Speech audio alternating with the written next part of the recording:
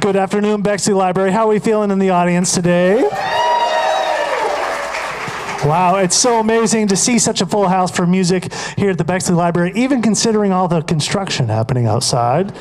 I think we climbed over some boulders and went under an underground tunnel, and Josh put out some flares on the way into here. But we got here. It's such a testament to the community around Bexley and the Bexley area, surrounding area, to come out and still support your wonderful library. So let's start out with a round of applause for the Bexley Public Library.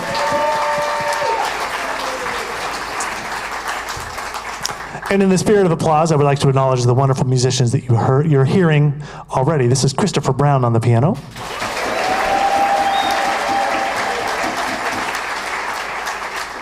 George Delancey on the bass.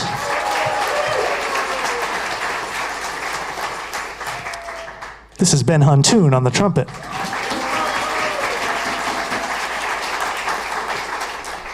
Brian Olszewski on the saxophone.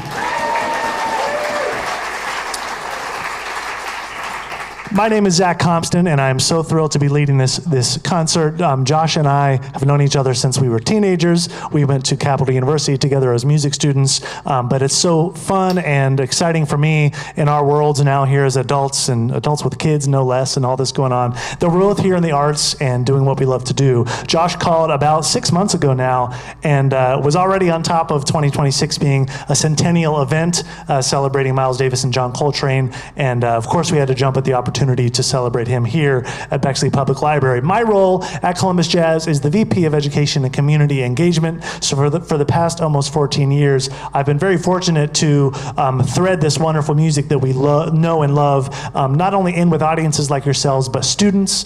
We reach students from pre-K all the way through lifelong learners through our educational initiatives. I'll talk more about that at the end of the afternoon.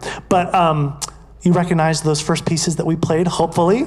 3 of Miles Davis's more well-known compositions from kind of, it's hard to say what the peak of Miles Davis's output was, but really the late 50s was something to that effect. And those 3 pieces, we played So What and Flamenco Sketches. Who knows the record that those came from? Kind of Blue, yeah. You win a prize, Mimi in the back, no. Kind of Blue, 1959, a seminal recording, one of the highest selling jazz albums that there is. And we ended with Milestones from the album entitled Milestones, 1 year before that in 1958. The reason we played that music, not only because I'm sure you've heard it before, but that collection of songs just displays how hip and cool Miles was in the trajectory of his career. Born in 1926, his early inspiration as far as jazz is concerned was bebop. And we'll talk about bebop in a moment, the fast, flourishing, innovative music of jazz. But it wasn't long after bebop that Miles was one of the people that decided to cool things off a little bit, slow the pace, and even slow the progression of harmony that you hear, the chords that you hear. So all 3 of those compositions are what we call modal jazz. That is 1 or 2 scales, 1 or 2 harmony sounds that the musicians get to stretch and explore and find a great artistry from less, really painting with fewer colors in a way. So that's modal jazz. And John Coltrane, of course, the other person we're talking about today, was born in 1926 like Miles, and it was Miles and Coltrane in the 50s that really developed so much of the sound of the small group jazz tradition. He was, of course, a part of that sextet along with Cannonball Adderley, Bill Evans, Wynton Kelly, and a number of others, Jimmy Cobb, Philly Joe Jones, musicians that were in that sextet in 58 and 59 that were really innovative in the late 50s. So, as I mentioned though, the sound of jazz that both Miles and Coltrane both loved and that got them into the music as young musicians was bebop. And of course our favorite bebop musicians, Charlie Parker, Thelonious Monk, Dizzy Gillespie, that music was fast, flourishing. It was coming up with innovations out of the swing era. You had touring ensembles, big bands going all over the country, and these players in those big bands might have 8 bars to show off their talent. Well, many of those star soloists were starting to come up with new vocabulary, and they started getting together and developing that vocabulary, and it became bebop. And in Miles's late teen years and early 20s, he got to play in Charlie Parker's quintet alongside of Charlie Parker, and we're going to play a piece now that he recorded with Bird, Charlie Parker, but also then recorded with Coltrane. This is a bebop composition to show you some of that flourishing music. It's entitled Salt Peanuts.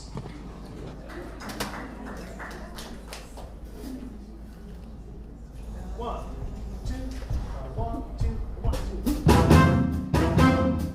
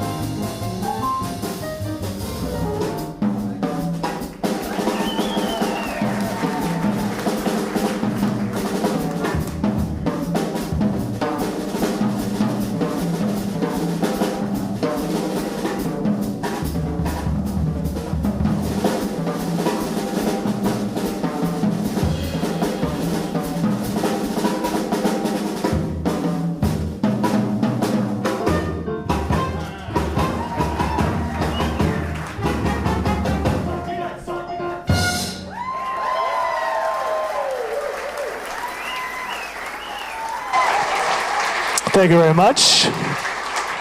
So that was Salt Peanuts, that was bebop, and that was written by Dizzy Gillespie at the peak of that fast bebop. All of these things, I know that you have your favorite albums and favorite recordings and ways to listen to this music, but what I love in 2026 is now you can sort of just search on anything, bebop, and you'll get like essentials or cool jazz and all these different subgenres of jazz that we're going to talk about today. And the thing about all of those subgenres of jazz, particularly these small group styles, is that Miles Davis was at the forefront of many of them. So that was the sound of bebop, and that was also, in recent years, you've started to find or hear bootleg recordings of great artists. And there is a bootleg recording of John Coltrane, actually in the Navy, as a Navy musician in the early 50s, late 40s, playing some alto saxophone, and he sounds exactly like Charlie Parker. And it tells you, as many saxophonists in the 50s and late 40s did, they emulated the sound of bebop. But I encourage you to go, if you get down the wormhole, check out John Coltrane, and there's a photo of him in his Army uniform as a teenager sounding really a lot like Charlie Parker. But that wouldn't last long, because John Coltrane would go on to establish, and everyone knew it at the time, that he was doing some things that no one else was doing. In the early 1950s, he started making his name as a side musician on some recordings, and once Miles Davis heard him, he knew he needed to have him in the band. He says in his autobiography that Coltrane played tons of notes, flourishing. He was like a freight train. You couldn't stop him. So much so that there were times, Miles being sort of the epitome of cool and aesthetic and sort of taste, he would say, "Man, take that horn out of your mouth once in a while." But at the same time, he knew that what John Coltrane was developing was something innovative. They would call John Coltrane's playing sheets of sound, because it sounded like this wide-tip Sharpie marker, just like going and not stopping. He was on the path to developing a new sound and innovations. We'd like to play you one of his compositions now to highlight the great John Coltrane, and we've got a pretty good saxophonist in Brian Olszewski that we'd like to feature on this. One of the things that you notice when you listen to Coltrane, is, especially as his career was progressing into the 1960s, was he was adding more chords into the music, but it didn't quite sound like bebop. It was a combination of chords, and I'll spare you the music theory, but it was a way of putting chord changes together that really no one was doing at the time, and eventually people were kind of calling them Coltrane changes in these particular ways, and it just kind of epitomizes that innovation that he was on. Brian's going to play an example of that. This is off of the Blue Train recording. It's called Moment's Notice.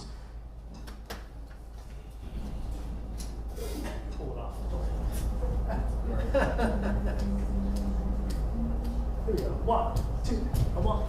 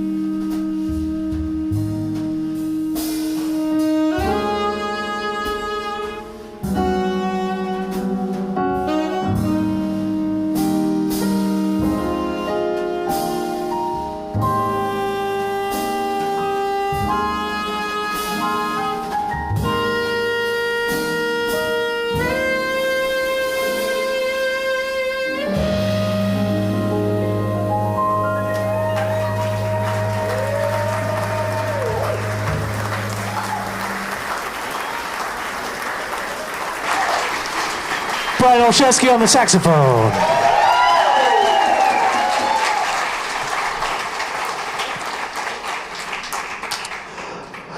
So we played two John Coltrane compositions. The first one, of course, was Moments Noticed, as I mentioned. That last ballad, beautiful ballad by Brian there, was Naima, which is off of the record Giant Steps. That record, Giant Steps, sort of represents two things at once, both the culmination of all of John Coltrane's intricacies as a improviser, especially with fast pieces like Giant Steps, and Countdown is also on that, I believe, and Mr. PC, all this fast music. But then Naima just sort of sits right there in the middle of this record. And to me, it's sort of, and if you're boiling it all down in the career of John Coltrane, that piece is sort of a linchpin into where he was headed as a musician.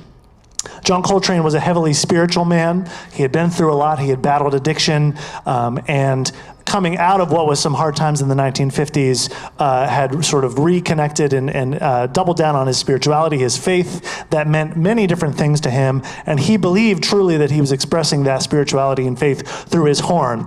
And I like to think that Naima, and of course his output after that, of course, A Love Supreme, and several of the other recordings well into the 60s signify that transition, that spirituality, that soul that Coltrane had. One more time, Brian Olszewski on the saxophone.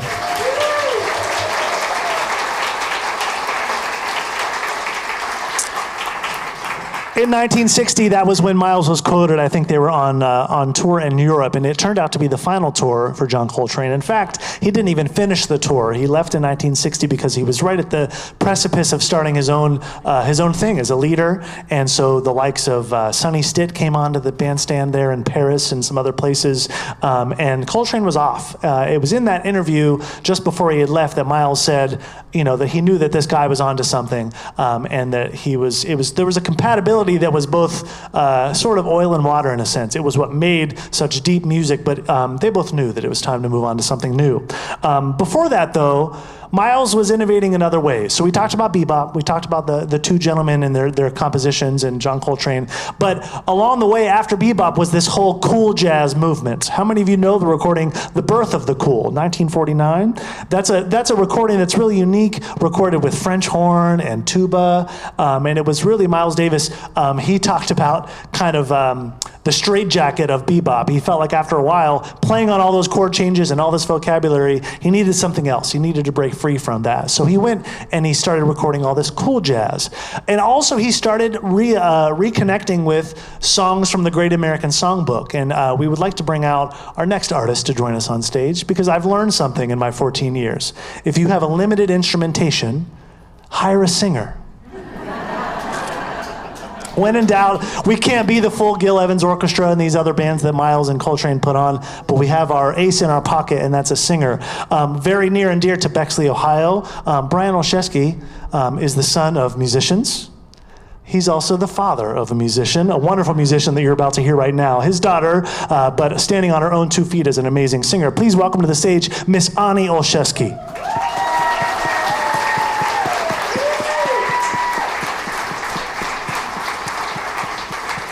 Ani is a senior at Bexley High School, but she doesn't sing like one, man. You're about to hear that. As I mentioned, Miles started innovating, throughout the 50s in a new way, retreating old songs. And one of the most iconic songs that he did this with was along with the great arranger Gil Evans. This was a big, lush, kind of big band plus some other instruments. And he put out 3 or 4 recordings along with Gil Evans, the pen of Gil Evans. And one of them was the music from Porgy and Bess, the great Gershwin pieces from Porgy and Bess. And this piece, I know that you'll know, it's entitled Summertime.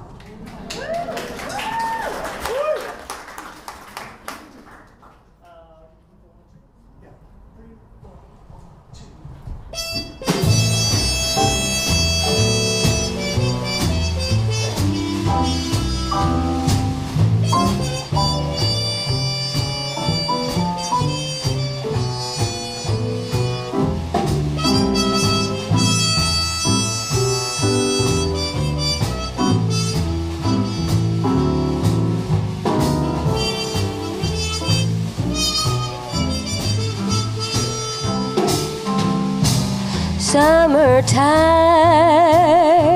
and the living is easy. Fish are jumping and the cotton is high. Oh, your daddy's rich and your ma is good looking. So hush, little baby, don't you cry. Oh, one of these mornings you're gonna rise up singing. You'll spread your wings and you'll take to the sky. But till that morning, there's so nothing can harm you. Is your daddy and mommy standing by? Ba-dee-da-dee-da-dee-da-dee-da-dee-doo-doo. Ba-da-da-dee-da-dee-dum-bum. Abi-da-dee-da-da-dee-doo. Ba-da-dee-da-da-dee-da-da-dee-da-da-dee. Boo-dee-you-and-dan-dum-bum-boo. Anti-ba-da-da-dee-ya-dee-da-dee-ba-ba-ba-ba-dee-doo.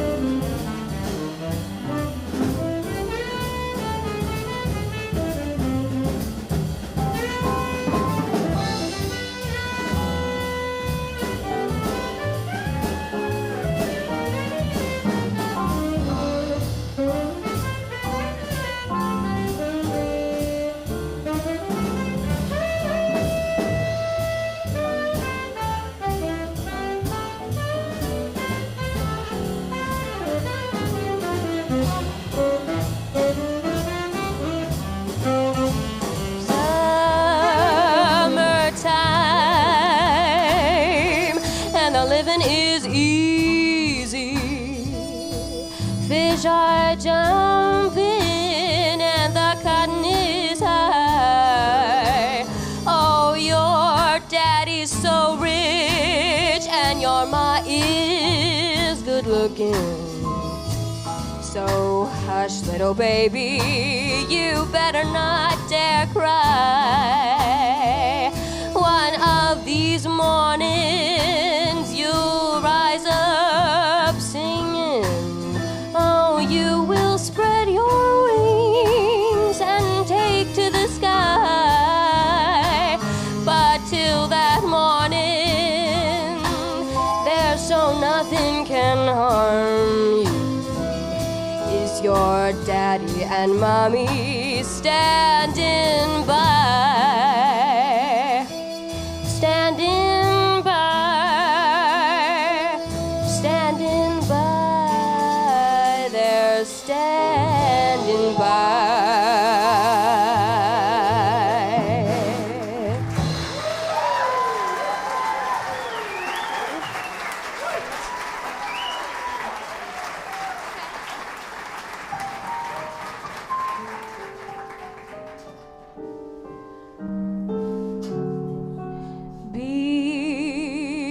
Behold the way our fine feathered friend his virtue doth parade. Thou knowest not, my dim-witted friend, the picture thou hast made. Thy vacant brow and fine tousled hair conceal thy good intent. Thou noble, upright, truthful, sincere, and slightly obedient. You're my honey Valentine, sweet comic Valentine. You make me smile with my heart.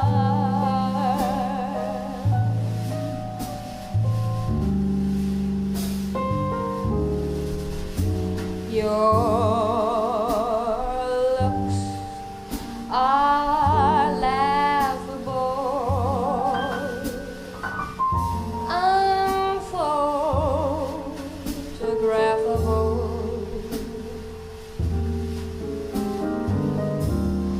but you're my favorite work of art.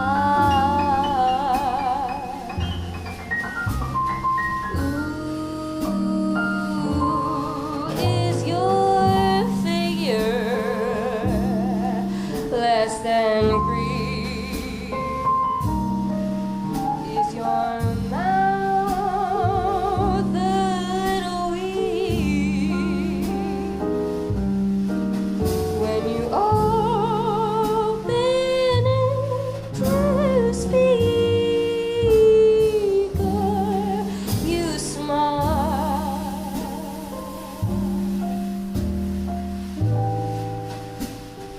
But don't change a hair for me, not if you care for me. Stay, little Valentine, stay.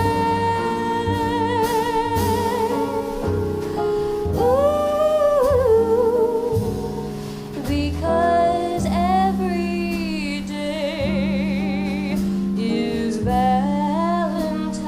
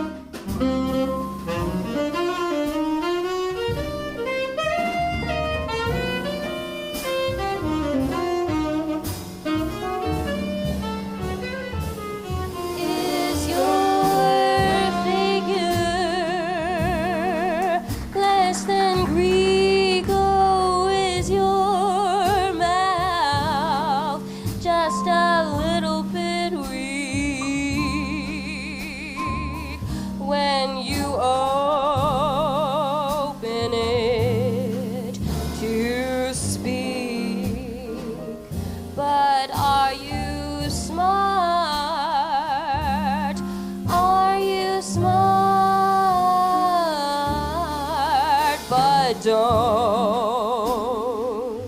change a hair for me. Not if you care for me. Stay, little Valentine.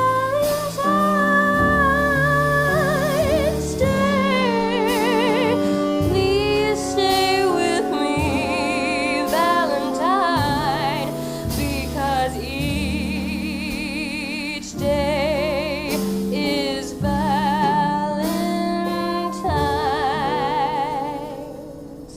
Day.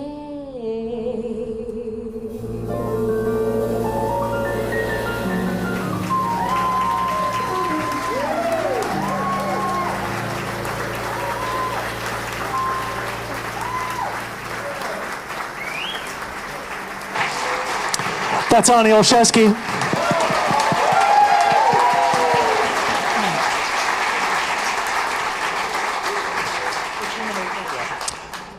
She sounds pretty good, doesn't she? Man. It's such a pleasure to hear young people singing this music. We believe, of course, at Columbus Jazz that this music is living, it's breathing, it should be shared with the smallest, the youngest, all the way to the slightly more advanced folks. And that's a good segue. All of the innovation that we're talking about with Miles Davis, with John Coltrane, Columbus Jazz, we are the oldest nonprofit organization in this country dedicated to this music, formerly known as the Jazz Arts Group.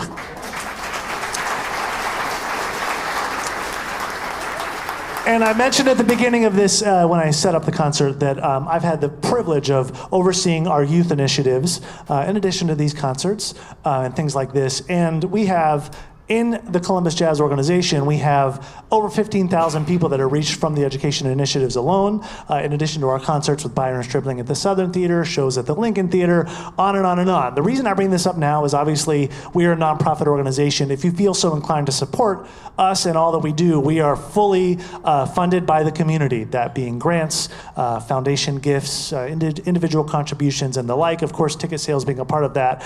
We encourage you to support organizations like us, as you also support organizations like the Bexley Public Library, and we thank you for being wonderful stewards of the work that we do in the community. But I have an even more special offer to put in front of you. The music that you've heard today is a bit of a sampling of something that we're going to do once again with a slightly different instrumentation and in a different context. Columbus Jazz's annual gala is on November 6th, and it's at the Fives, yes? It's at the Fives in downtown Columbus, and that's a great time to shout out our gala chair on our board. That's Jocelyn Armstrong over there. As well as our VP of Development back there, that's Kelly Hebblethwaite Johnson with Columbus Jazz. And this event on November 6th is all about innovation. We just changed our name in May. We're moving into the new house and feeling what things look like when we put the furniture in and we do all the great programs that we do under a new banner, new colors and things. In fact, we just painted the Jazz Academy at the Lincoln Theater this past week. So a lot of new things are happening. Innovation is happening here in Columbus with jazz. We like to think that we're a big part of that. That evening will be, of course, our fundraiser, but another chance to hear great musicians to celebrate. It's a party and a really hip spot. So we hope you go to Columbus Jazz and check out our gala November 6th over at the Fives. Can we play two more quick pieces for you before we leave? So this next piece, Miles and Coltrane and every other jazz musician, of course, cut their teeth and played a little bit of blues in their time. And this is a blues that, This is a blues that John Coltrane and Miles Davis often played starting in 1954 all the way through the 1960s. And actually, an Ohio musician, a vocalist named John Hendricks, had a band called Lambert, Hendricks, and Ross, a vocal group, I should say. He wrote lyrics to this song that you already know by Miles Davis called Walkin'. And Ani did a wonderful job of preparing really a sort of a horn lick with some lyrics to the tune Walkin'. Hope you enjoy. Sorry, guys.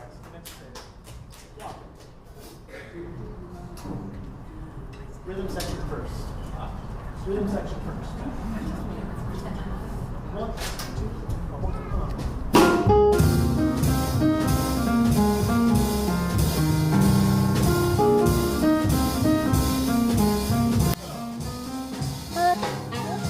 You've you've ever done with don't care who.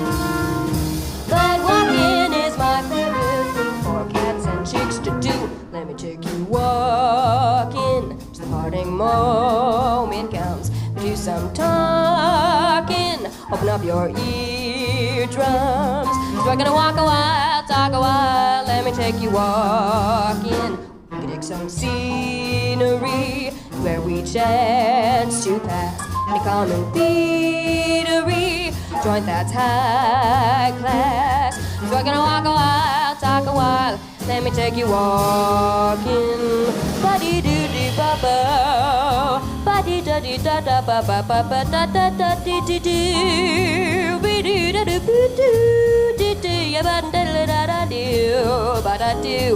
Ba-ba-bee-ba-ba-bee-ba-ba-bee-ba-ba-bee-ba-ba-ba-doo. A-da-doo. Ba-da-dee. Ba-da-da-da-da-da-da-da-da.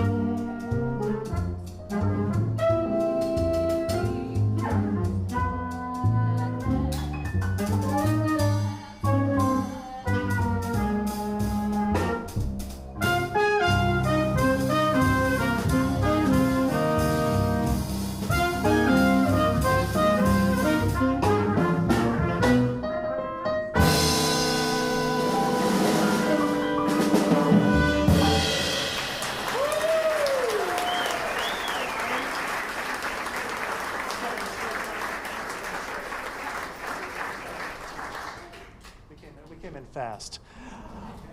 Okay, that was Miles Davis's Walkin'. That was some blues. One more time before we adjourn, I want you to say hello to these musicians. That's Brian Olszewski on the tenor saxophone. Brian is a wonderful educator, of course a wonderful saxophonist, really teaches so many saxophone lessons in his time and plays gigs. I don't know how he keeps it all straight, just with the number of saxophone students that come through Brian. And really, if a saxophone player sounds good in high school, they're probably a student of Brian Olszewski. I mean, he's that good. And he's also a member of our Columbus Youth Jazz faculty. He teaches with us every Sunday, leads our top combo and does a wonderful job. Brian Olszewski.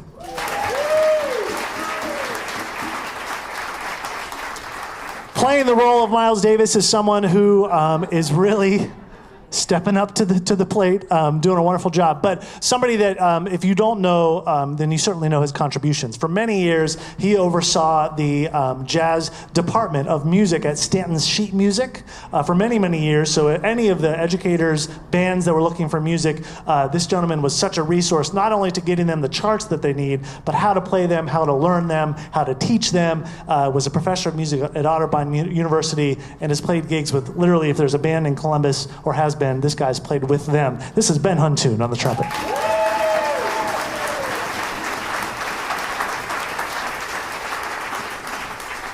From Cambridge, Ohio, this gentleman on bass came through Cambridge, Ohio. Great. That was the loudest ovation we had today. From Cambridge, Ohio, this gentleman on the bass came through Columbus via the youth jazz program, but went on to Michigan State University, where he studied with the world-renowned Rodney Whitaker. But he went to New York and spent a great time there playing with a who's who of artists before returning back in 2019. He's here. He's playing great music, and really there's no bass player like him in the Midwest or beyond. That's George Delancey on bass.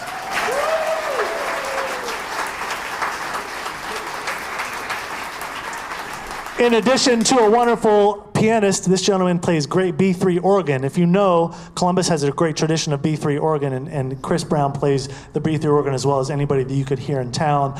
He plays gigs all over. He plays with the Harmony Project. You've been a part of the Harmony Project for a long time and has done some teaching more recently with us at Columbus Jazz. We love working with him any chance we get. Christopher Brown on the piano.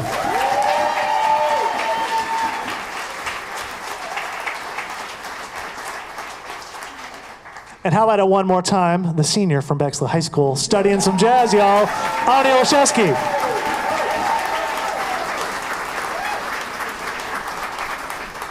If it's okay, well, first of all, I'd like to thank Josh Bryant with the Bexley Public Library.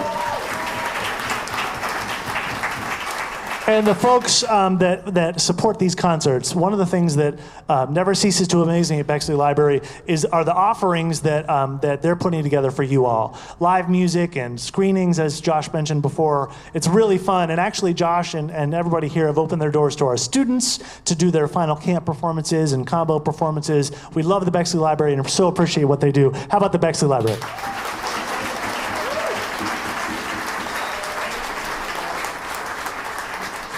This is not what you expected to close out this concert, but it feels only right. Miles was an innovator to the very end, his death in 1991. And this piece is one that he did. He did a couple covers in the 1980s. He did Cyndi Lauper's Time After Time, which we're not going to play today, although we could have. But he also did this one. The song is Human Nature by the great Michael Jackson. We hope you enjoy.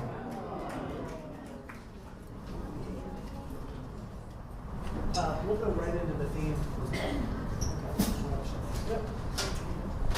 1, 2.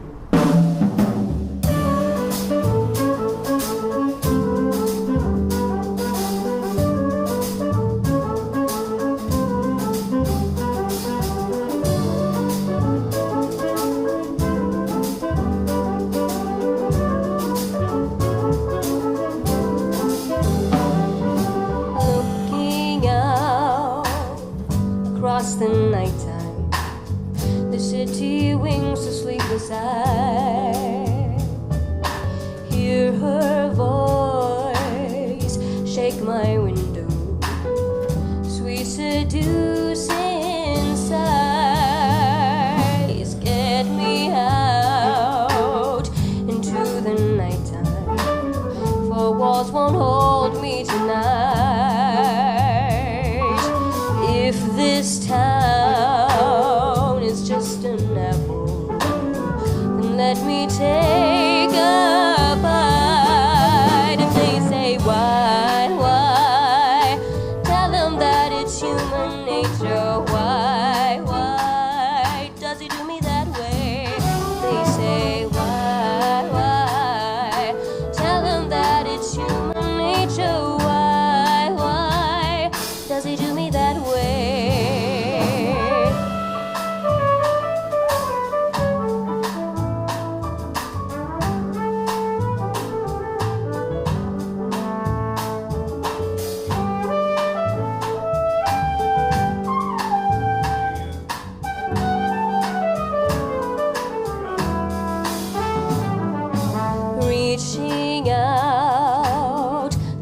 touch a stranger.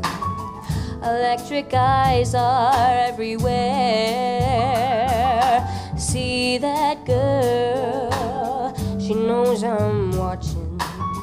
She likes the way I stare. If they say why, tell them that it's human nature. Why does he do me that way?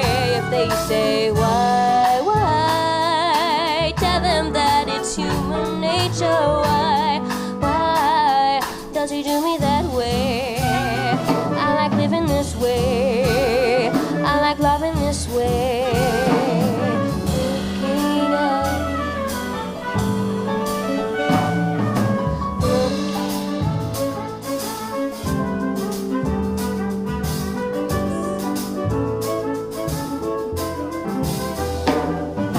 looking out across the morning.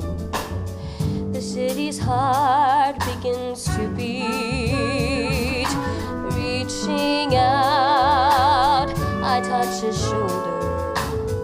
I'm dreaming of the street. If they say why, tell them that it's human nature. Why does he do me that way? If they say why, tell them that it's human nature. Why does he do me that way? I like living this way. I like loving this way.